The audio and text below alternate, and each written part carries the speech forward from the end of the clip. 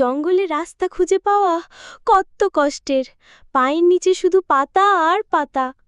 হেই ছোট্ট বন্ধুরে, তুমি এত তাড়াহুড়ো করছো কেন? ও, তুমি কি তুমি কি সেই জঙ্গলের রাজা সিংহ?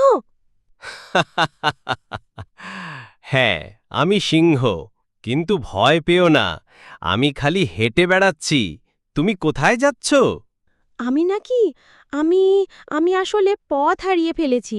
আমার বাসা ওই বটগাছের নিচে, কিন্তু এখন তো সব গাছ একরকম লাগছে। ছোটদের একা জঙ্গলে হাঁটা ঠিক না। চলো, আমি তোমাকে পৌঁছে দিই।